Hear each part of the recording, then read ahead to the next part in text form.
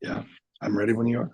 Okay, branding students, welcome to our first special speaker series with Rob Meyerson, the author of our incredible textbook, Designing Brand Identity. Rob has worked as a brand, he's created brands, built brands, grew brands, as well as this book is certainly, I think it's the best because I added it to this class. So without further ado, you don't want to hear from me. Let's bring on Rob Meyerson. Thank you so much for doing this, and let's get rocking and rolling. Take it away, Rob. All right, happy to be here. Thanks. It's bright and early my time. I'm in California. It's 6:30. So apologies if I sound tired. I'll wake up during this call, I'm sure. I was telling your professor there that I have some slides here, but this is not a lecture. I'm going to just share a little bit about myself, what I've done in my career. I'll talk about the book a little bit, and hopefully just give you some context for who I am and what I've done, and hopefully that sparks some questions in your minds, things that you'd like to know more about. I'm happy to answer any questions that you have. So let's dive in here. So this is me. Here's some of the things that I've done. Let's start at the bottom. So kind of my career until now. I should say I didn't study marketing in school. I didn't even study business in school. So I'm envious of all of you getting this education that you're getting. I studied psychology, which has been useful in branding, and we can talk a little bit about why if it's not obvious to you already. But I didn't really have a career path defined for myself. I, like a lot of people do, I bounced around a little bit, and I landed at this company, Interbrand, the red logo at the bottom. At the time, at least, I think the world's largest brand consulting firm, which is probably the only reason they hired me. They had so many people, and they just wanted a young person who knew how to write, which, you know, at least I had enough education to be able to do that. And so I started at really the bottom of the company, writing sort of cold emails to people to try to get them to get interested in the services that Interbrand provided, which is a full service brand consulting firm. So Interbrand, if you don't know it, Interbrand does everything from research to brand strategy to naming, certainly logo design and visual identity design, and like a brand launch campaign type thing, but they don't get into advertising at all. They're part of one of these massive media holding companies called Omnicom that also owns all the famous advertising agencies that you might have heard of. They own things like DDB, all these three-letter initialisms. And so I didn't know that branding existed. I didn't know what it was. I'd never really thought about it all that carefully until I got to Interbrand. But I kind of fell in love with it, as much as one can fall in love with a job. And that just shot me off on this career in brand consulting. I went to Siegel and Gale next in Los Angeles. I started in San Francisco. I moved to Asia and worked in Shanghai at a small brand consulting firm. Their logo's not on this screen. Then I moved to Singapore and worked for Future Brand. And I was moving up the ranks in strategy departments. I became the strategy director for all of Southeast Asia for a while, which was great. Came back to the United States. I worked at HP for a couple of years in their in-house brand strategy team, which was great to get some client-side experience. I had never worked, I'd had all these clients like HP. They were a client of mine. And as a consultant, you give them advice, you tell them what to do. But consultants get a bad rap for a good reason, I think. We haven't done it ourselves in a lot of cases. And so going to HP and seeing what it was actually like to try to manage a brand and build a brand was huge for me, a real eye-opener. And now I'm running Heirloom, which is this square that you see on the upper left here, which is my own agency. And having had that experience at HP is hugely beneficial for two reasons. One is it gives me that context to be able to tell my clients, I've sat in your seat and I can tell you how this is going to work. I can commiserate with them on all the issues that they have doing their jobs. It also, on a more pragmatic level, is just a huge benefit in that I have a network of people who work on the client side. And so all these friends that I made working at HP have gone on to other jobs. And if they need help or advice, they still know me and they'll call me or they'll recommend me. And so it just becomes that sort of funnel, to use a marketing term, of potential customers for me.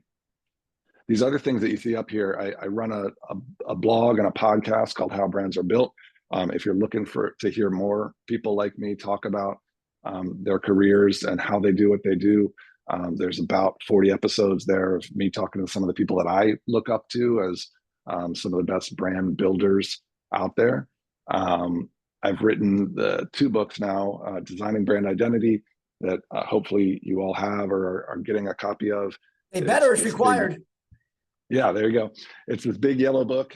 It's the 6th edition. I should say I'm not the creator of the book. It was created 20 years ago by Alina Wheeler, and Alina was my co-author on this 6th edition. She did 5 editions as the sole author, which was a huge, incredible achievement over 20 plus years. And then she getting to sort of the twilight of her career, she wanted a co-author on this 6th edition and somebody who could carry it forward.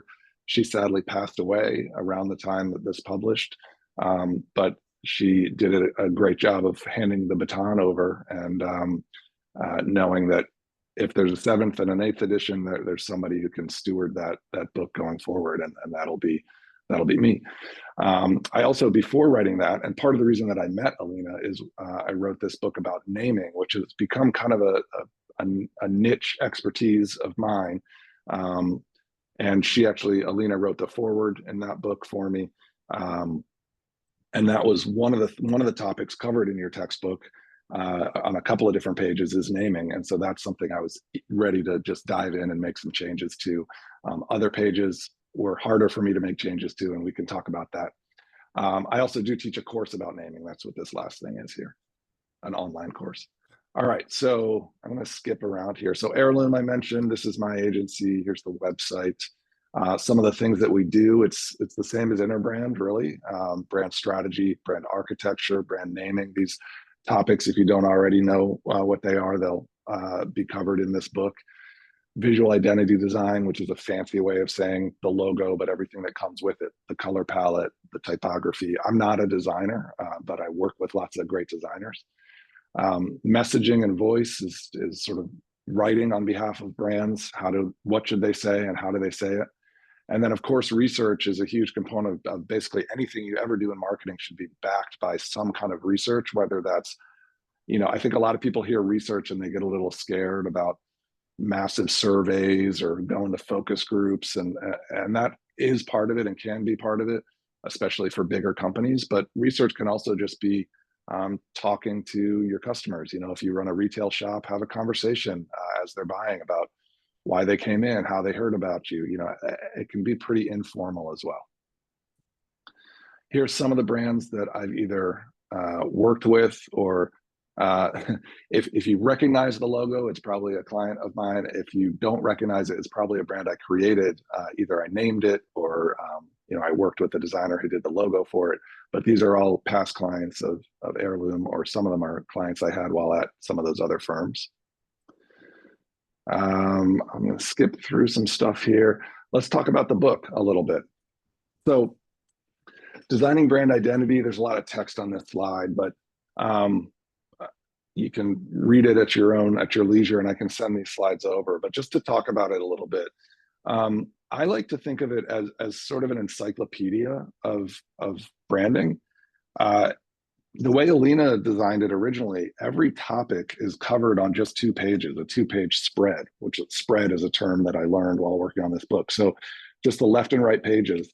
And it's really interesting to limit yourself to just 2 pages to cover a topic. It really forces you, so much, even in branding and marketing, the constraints that you put around yourself to solve a problem can really be freeing in some ways and force you to have great creative ideas. So when you force yourself to cover a topic in 2 pages, it really focuses the mind on who are the experts I need to talk to? What are the topics I can cover in just 2 pages? What do I need to say? What are the images I can show that help people understand this topic in, admittedly a pretty shallow way because it's just 2 pages, but enough to kind of get the gist of it. And I was mentioning to Tom earlier, Part of it is learning about the topic, but it's also seeing the names on the page and realizing, oh, those are other people that I could go, if I need to find out more, I could go look at their LinkedIn profile, look at their website, see if they've written books, maybe even contact them and say, look, this topic of I turned to packaging, where we talked to Alex Center, who runs an incredible design studio in Brooklyn called Center. I mean, if your last name is Center, then I think the name of your agency is done. So yeah, if you want to learn more, you can go look at his website, or you can read everything on the page, which he helped us refine for this edition. By now, 6 editions. We celebrated the 20th anniversary of the book before Alina passed away. I asked her on my podcast, why did you write this book? Because writing a book is a huge undertaking. So there has to be a reason that anyone would do it. And I can tell you as an author, it's usually not to make a boatload of money off book sales. There has to be another reason, because you can't guarantee you'll make any money off of it. And her reason was it didn't exist, and she wanted to have it, really for 2 reasons. She wanted it for herself, and it is a book that, she would say this too, you keep it on your shelf. It's not a book, as your textbook, you'll be opening it a lot, but as a professional, it's not a book that you read cover to cover, because of the fact that it's broken up into those 2-page spreads. It is more like an encyclopedia. You keep it on the shelf. You need to understand some topic like packaging, like signage, these things that even if you're working in the profession, you may not think about very often. It's just kind of when that comes up with a client, you pull it down and you just refresh your memory and learn a little bit about the topic. So that's why she wrote it. But by now it's been translated into all these different languages. We've covered 200 case studies. This one has 50 in it, but if you look at older editions, you'll see other case studies in those. And yeah, it's been a big success, and I have to give Alina most of the credit for that. She created this. Here's what the 6th edition looks like. As you know, it's got 800 images in it, 400 quotes. It's just a juggernaut of a book. One of the things we did in the 6th edition is we took those case studies at the back. So the 3rd section, it's been broken into 3 sections the whole time. The first section is kind of definitions and just getting the basics down. That's part 1. Part 2 is a process. It's a universal branding process. It's hard to take something like branding and say, like, what is the process? Because of course it depends on the size of the client and the business that they're in and exactly what they've asked you to do. But Alina took it and said, well, what's the most universal process we can take? And just shows that. And that's what section 2 is. And then section 3 is just case studies. And for this edition, we decided let's make sure that we're giving all new case studies. So every case study in it has never been in the book before. And that's the first time that's been done since the 1st edition. It's got all of these big agencies in it. If you end up working in branding or really even in marketing, a lot of these are names that you'll hear again: Collins, Pentagram, Turner Duckworth. Each of them has created logos that you've interacted with in your day-to-day life, has built some of the best brands out there and continue to do so. And, they're just sort of luminaries, really creating the future of design and branding. Here's a 5th edition page, and just to give you an idea of what some of the updates here's what it looks like on the 6th edition. So this was a page that got a pretty hefty update on brand strategy. It's an area of expertise for me, so really kind of dug in on this. We changed the case study, so Target was in there, but we got this smaller brand that Collins worked on called Next, which is a little business insurance company. I wanted to show that brand strategy works for big brands like Disney, which is what you see here. This is Alina's family at Disney World. And for small brands that you've never heard of, like Next. It's the same process and a lot of the same principles. And if you get working in branding, you might go to a big agency. Everybody wants to work for Disney and Nike and Apple. But a lot of times you end up working for these small companies you've never heard of. And to be honest, that can be more fun and more rewarding because, frankly, how much better can you make the Apple brand at this point? how much impact are you going to have on Apple if you help them with an ad campaign? They're already at the top, but these smaller brands that are run by entrepreneurs or smaller teams, you can make a huge impact. You can double their revenue. You can ensure that they're around for the next 10 years. And so that can be really fun. We also got this model on here, which is called the Ocker model, created by David Ocker, which is just, sort of a foundational thing that I thought needed to be covered in the book. Quoted some people that I look up to. Mark Ritson is kind of my professor of marketing. And I felt like he needed to be represented in the book, so got some of his thinking on the page. So those are some of the changes we made. Other pages, the changes were a little less dramatic. We could always bring in new case studies instead of using Alphabet, which was a pretty big deal, that change that had been made, however many years ago that was. I think it's probably almost 10 years now. But in the new book, we wanted something more recent. And so we got Dropbox, which had been worked on again by Collins. In this case, got some new diagrams in here, some new terminology.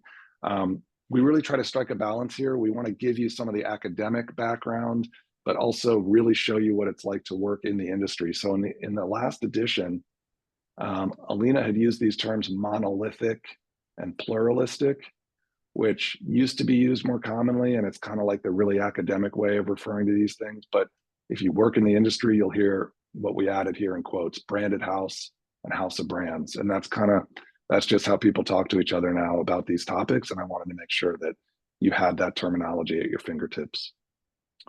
Also, just adding new things: social justice. This had been touched on in previous editions, but between the 5th and the 6th edition, we'd had the murder of George Floyd and how that had impacted brands and marketing and life and culture, and wanted to cover some of that. So these are all brands that changed names as a result. At least, a lot of them should have done it before, probably knew they should have done it before, but that was the spark that said, okay, now we're really going to do it. There was this Blackout Tuesday where people shared black squares. A lot of brands did this. And we talk about how a lot of brands mishandled this. A lot of brands, unfortunately, sort of try to use it as a marketing opportunity, as opposed to really being respectful of what that moment called for. So we talked about, woke washing in here, and what is the right way to do it and the wrong way to do it. And we shared some brands that have been doing it right for a long time, like Ben and Jerry's. And we can get into the conversation about how much brands should even talk about these social causes. A lot of people think it's not, who cares? It's a brand. They should just be selling their product. A lot of other people think, no, they have a platform and they should be using it to advance these social causes. So that's an interesting debate to have. And we don't necessarily take a position on that, but wanted to share this topic because it is so important to know about. And then other things we added are less, kind of socially charged and more just pragmatic, but things like iconography were not in there before. So wanted to share that topic, just kind of an interesting aspect of design and something that maybe you don't think about a lot, but even the icons on your phone, can kind of make you feel like you're experiencing a brand. They're this kind of subtle, what we call touch point of the brand, that is part of that visual identity system that goes beyond just a logo. So that's it for the book. I have a bunch of stuff in here on about naming that's kind of fun. I'm going to back out here and just skip through. Can talk about this if you have questions about naming specifically. I have a case study in here that I'll just share this so you get a window into some of the work I've actually done. So this was a client of mine called Thumbtack. And you might have heard of Thumbtack, this brand at the top, which is a brand, it's an online business. You can go, like if you need any kind of work done in your home, you can go to Thumbtack. It's kind of like Fiverr or Upwork, except it's more for like, stuff you need done around the home. If you need anything from a toilet fixed to like someone to wallpaper in your house, you go to Thumbtack, you find an expert. This bottom company was a software company created about a decade ago, and they had used the name Thumbtack Technology since they were founded. Then this Thumbtack brand became really big. And they were like, oh God, now nobody can find us online. Everybody's confusing us with this big company. We can't sue them for sort of a technical reason because they don't operate in the same space at all. So they've got a trademark, we've got a trademark, but they got so big that they worried that they were kind of drowning from a search engine standpoint. And they came to me to ask them to change their name. So we went through a really rigorous naming process. This is the way it's done. I know you might think, and you might have even heard stories about companies that are named over a large pizza and a 6-pack of beer in a conference room. And that does happen, it can happen.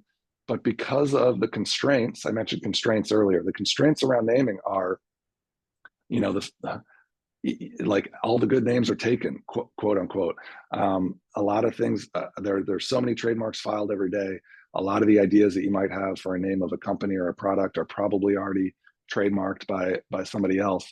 And so in order to find a good name, we have to come up with hundreds, maybe even thousands of ideas in some cases. And so the process is kind of goes deep. We do that research I mentioned, reviewing materials, interviewing the client, create a naming brief. So a lot of marketing is built around briefing partners, a creative brief to an ad agency, or a naming brief in this case. We come up with a bunch of names, which is kind of what's in the middle, and then we start checking names. We do a trademark screen, a linguistic screen to make sure it doesn't, offend people in another language. And then we start presenting. Sometimes we do many rounds of presentations of names. And then even after that, they do another legal search. And so that's what we did. And we ended up with this name, Lineate. Lineate is a real word, but it's a really obscure word. And they wanted something kind of obscure because they had this fear now that somebody was going to take their name again, even though that would be like lightning striking twice. They said, don't give us a name that's just an everyday word, because we're just worried it'll get taken. So you might have heard the word delineate, to sort of separate two ideas with a line almost, metaphorically speaking. Lineate is a similar word, similar meaning. And the reason they liked it is because part of the brief was, this is a data company that connects the dots. So if you have lots of different data points, they connect the dots between those points. Well, what connects dots? Lines. So we looked at lots of ideas that had line in them or were about lines, and that's how we landed on Lineate. And so they rebranded, designer gave them this new logo. This is basically what their homepage looks like now. Created a whole visual identity system for them. So not just a logo again, but color palette, iconography that I mentioned, new business cards, new website design, even the fun stuff, merch, swag, whatever you want to call it, t-shirts and phone cases. And, I mentioned the rewards of working with smaller businesses. So we got this great feedback from the client, just saying that everyone's so happy. And they're getting, more importantly, great responses from customers, old and new. And so that's one of the projects that we're proud of at Heirloom. So I'll stop there.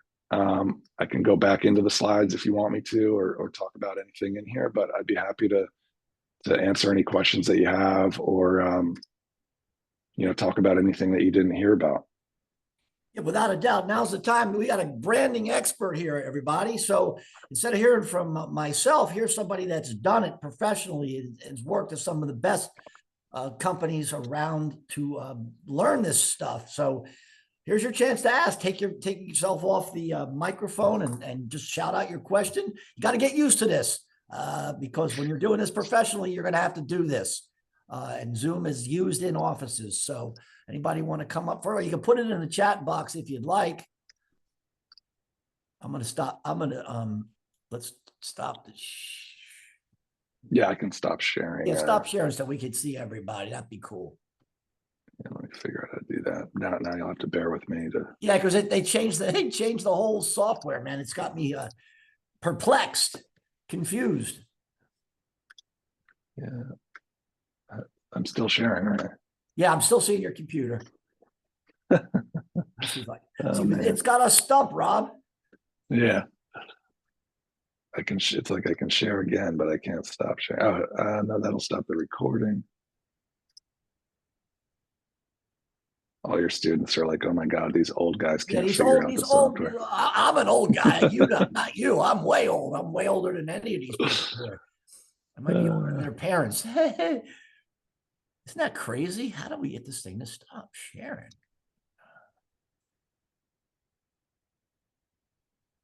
I'm going to try this. No, not going to try that. I couldn't figure that out. Well, while we're puzzling over Yeah, this, well, we're yeah. gonna. So if you got any Have a questions, question? yeah, forgive us. Just throw them in the chat. I got the chat open up. Somebody, anybody, come on. This is your opportunity to talk to a professional about branding. I have a question. Go ahead. Awesome. Yeah. Fire away. So you said your major in college was psychology. I'm just curious how like you finished college and like you knew you wanted to go into branding. Maybe it was like job, like the job was there and you took it, but I'm just curious why you went that route.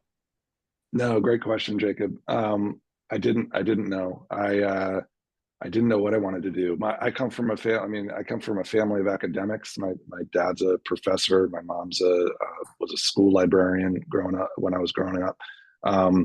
I think that kind of led me to assume that I would go into academia. So I studied not marketing. I studied psychology. I studied cognitive science. I worked in insurance of all things, but honestly, that was like just the only job I could get. I graduated back in 2001, so that was one of these periods where the economy had just busted. Bubble had burst in the tech scene on the West Coast. The economy was kind of not doing great. Jobs were hard to find, and I just had a psych major, which I hope I'm not bursting anyone's bubble with respect to psychology major, but like, it wasn't what a lot of businesses were looking for. And so, yeah, I just sort of landed in a job, decided to go back to school. Was lucky enough to get into Berkeley, which I was already living in the Bay Area. So went back to school at Berkeley and studied cognitive science more and thought I'd get a PhD, but got burnt out on it and kind of bailed out and just thought, God, what am I going to do now? And no, it was luck. I had an ex-girlfriend who had worked at Interbrand, put me in touch with a guy there who wanted some help. I started working there really just for money and because I was like, I got to do something because I'm not going to do this PhD. And I just loved it. Like I said, I wanted to do something creative. I felt like maybe the mistake I had made in my career was not really flexing my creative muscle at all. And didn't really feel like I got to do that in science as much as I would have liked. And so I looked at advertising, but found this thing called branding. And yeah, I just liked it enough to kind of keep doing it. But yeah, I fell into it. And a lot of people, at least of my generation, I feel like that I've met that do branding have a similar backstory. They did a bunch of other things first, and then they just kind of fell into this.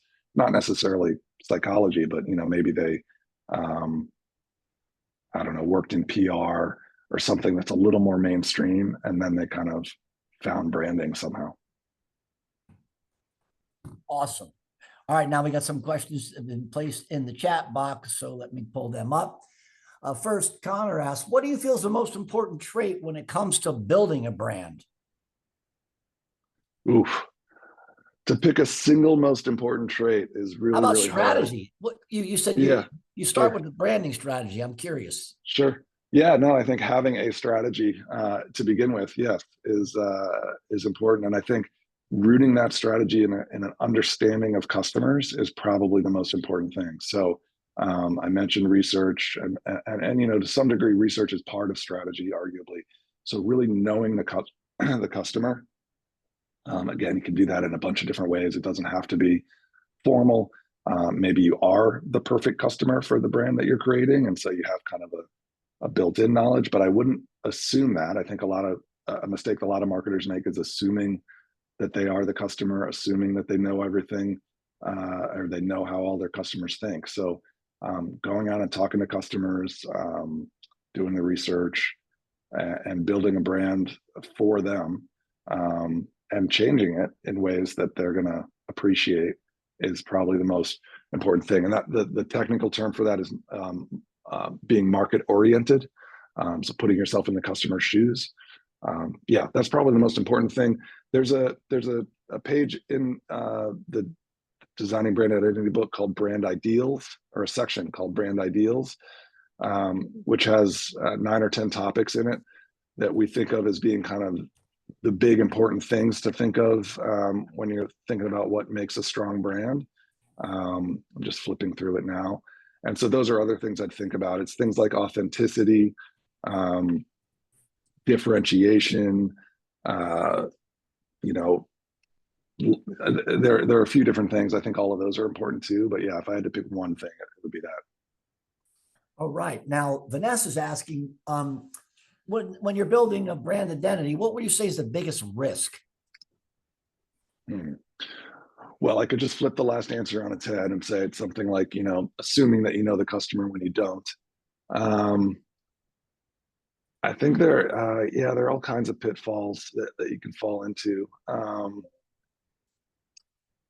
You know, one thing I see a lot doing naming work is not doing that vetting that I mentioned. So building a brand and even having some success and then realizing you need to change your name or change your logo because you didn't do your legal vetting on the front end and somebody threatens to sue you.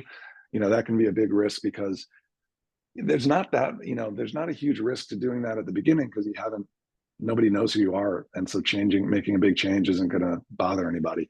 The bigger risk is that you are successful for 5 years and then have to throw everything out because somebody noticed you and they try to sue you. And so that's a big risk. I think the bigger risks are, you know, more sort of existential risks are just investing a lot in sort of the wrong places, not doing your homework, and, you know, not understanding how brands work and maybe investing everything in sort of superficial things like tactical campaigns without doing the strategy to know whether that campaign's going to work, know whether you're targeting the right people and whether you're saying something that those people care about. All right. Now, David's asking, were there any challenges in creating the book? Or I guess that's the first question. Yeah. And talk about putting the book together. Oh man, it's a massive undertaking, and I got to be like, I've told this before, so I'm not revealing anything new. But I debated when Alina contacted me and said she wanted help with this book. I seriously thought about turning the opportunity down. I had written a book already, so I knew how much work it was.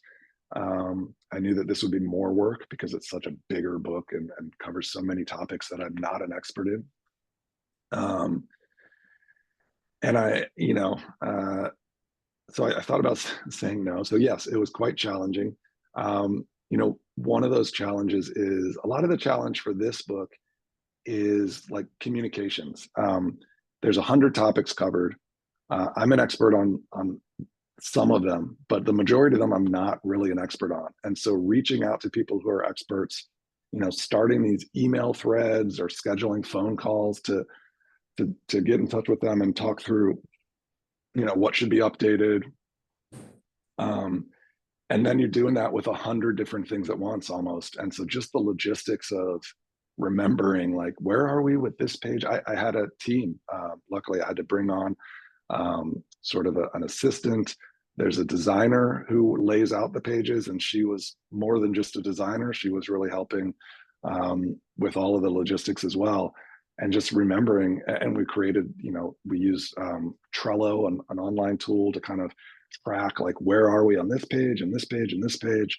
What do we still need? And then you get into collecting all the images. And so one challenge that you might not expect is that every image in this book, we need a signed release telling the publisher and giving the publisher permission to publish that image. So, you know, you see Pepsi in here. We had to get a signed release from Pepsi, and that means working with massive organizations and their legal teams to get these signed forms. So yeah, that was a slog that I mean, Alina had told me to expect that, but it's more than you would expect. Hey, I just found the stop share button. Hot dog! You're the man. You're the man. All right. I just noticed it older down there. People figured it out. I saw I say you did. Thank you. All right, let's get to the second part of that question. Let me go back to the chat here. How about challenges that how did you overcome challenges in with the companies you worked for in overcoming their branding challenges? I would imagine that some companies get it, some companies don't. Some words yeah. on how you work with businesses and help those that don't get it see the light. Yeah, well, I mean, consulting is an interesting job, no matter what kind of consulting you're doing, because you work with, and I should say, a big part of what I love about it, unlike my career, my short-lived career in science, where you're super focused on one thing. And what scared me away from science was seeing that, 30, 40-year career of being focused on this one little topic. Consulting is the opposite. Every day is different. You have multiple clients potentially, and so you're bouncing around learning about these wildly different industries. I've had clients that are in the food industry and in the technology industry and Disney, all these completely different businesses. And also just every company is different in terms of the people, getting to know, like you just said, Tom, how much do they really get branding? Just because they work in marketing doesn't mean they get it at all. Sometimes you're working with people who don't have any marketing experience. They just are entrepreneurs that started a business. And so a big part of it is getting to understand that pretty quickly, getting to understand their business pretty quickly. And so it's a steep learning curve again and again and again. And so, yeah, a big part of the challenge is just diving in, learning as much as you can, having that sort of blank slate mindset. One of the benefits I think you bring as a consultant is asking the quote unquote dumb questions that sometimes they haven't asked themselves in years, just like, who is our customer? Like, why do we have these products and not these products? Why are we saying this about ourselves? Have you really thought about that? I mean, a lot of companies, and I'm guilty of this now too, you put your website up, and then 5 years later, you realize like, oh, I haven't even really updated it. I haven't thought about whether, I should adjust things based on feedback I've gotten. And so asking those dumb questions and being that kind of beginner's mind, I guess is the Zen Buddhism term, can be hugely beneficial. But it's hard to do, and you have to be comfortable.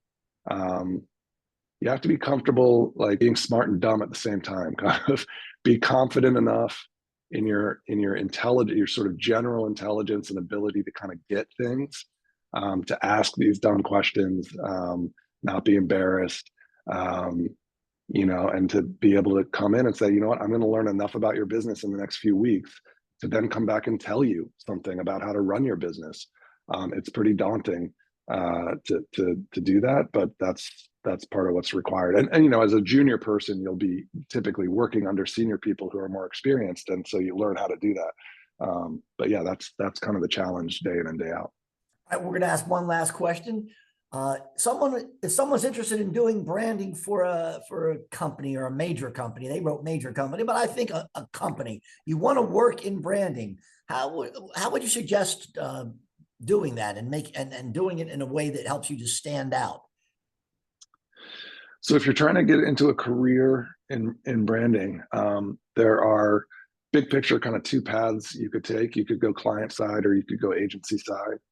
A lot of the things about how you make yourself stand out are not specific to branding, just, everything from, you could have good grades or have a good degree. You could have a good resume, get some work experience. I think the biggest thing is getting some relevant work experience as quickly as you can. Intern for an agency, or even like working hand in hand with a freelancer who does branding or marketing. Getting some of the basic skills down. I mentioned writing was kind of why I got hired, just the ability to write and edit and proofread. Creating, still so much, it used to be PowerPoint. Now, obviously there's other tools like Google Slides and Keynote, but so much of what we do still, I hope this isn't true forever, but still so much of what we do as professionals, at least in branding, is just presenting slides. And so being able to work in that software, even if you're not a designer, but being able to like get clear thoughts conveyed visually is a big part of it. So if you can help somebody do those things, you'll be valuable. And then just, you know, being kind of humble, I think, was a big part of it for me too, and being willing to do a little bit of everything, at least at the beginning. I had a bit of a chip on my shoulder when I got into this, because I had a master's degree, and I had worked in insurance, which is, granted, totally irrelevant, but like I had been in the professional world for years. I was 25, 26. Other people that were just getting into agencies were 21, 22. And so I had this chip on my shoulder, like I should be advanced more quickly. And eventually I was, but I needed to be patient and kind of learn the ropes, and, you know, let people give me the, sorry for the language, but give me like the shit work for years of just like, all right, you know, I'll cold call this person, or I'll send out 500 emails to clients, you know, or I'll proofread your proposal. And eventually it paid off, and I started doing strategy work, and then my career kind of moved really quickly from there. So I don't know. I hope that's some good advice. That helps. But yeah, happy to help any way I can. A couple of things. Feel free to contact me if you're on LinkedIn or other social media platforms. You can find me pretty easily. Go to robmeyerson.com or heirloomagency.com to find me. And if you do contact me, remind me that this is where we met, because otherwise I may not remember your name, since I've just seen a bunch of names here. So just say, hey, I was in that class you just talked to. I'd love to connect. And if you have follow-up questions for me, I'm happy to answer. All right. Now, I appreciate that. First of all, I want everyone to, as we leave out of here, everyone to thank Rob for sharing his time and his message with us. That's to me, it was great information we were just given here. Certainly this textbook was the best that I could get for our class, and it is going to be a reference guide for you the rest of your career. So this is the traditional side of my Zoom meetings. Everybody I want to see everybody's face here. I got cameras all closed down. We're going to take the famous, when we leave, we do the old thumbs up, and we're going to take a picture of it, and it's going to show up on the LinkedIn, because we're going to thank officially Rob for doing this, and share it with the world. So on the count of three, we want you to get, when I say three, we're going to give the 2 thumbs up, and all right, I'll do 2. 2, and take it. Go. Take those, put those thumbs up now. Let me take the picture. All right, all right, all right. Fantastic.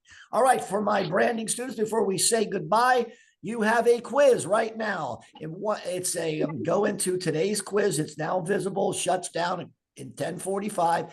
One thing you appreciated about this session here, something you learned, and just you'll get credit for attending the lecture, and I appreciate that. And that's all we got. The questions are done. Rob, thank you so much for doing this. Thank you. Your early hour Thanks, out there everybody. in California. Thank you. And I got to go take the kids to school. All right, let's get off the phone, everybody. All right. Yeah, Thank great you. meeting you Everybody all. say thank you. Good luck on your quiz. Thanks. Yeah, thanks. All right, bye-bye. Take care. Bye. Thanks, everybody. Have a great day.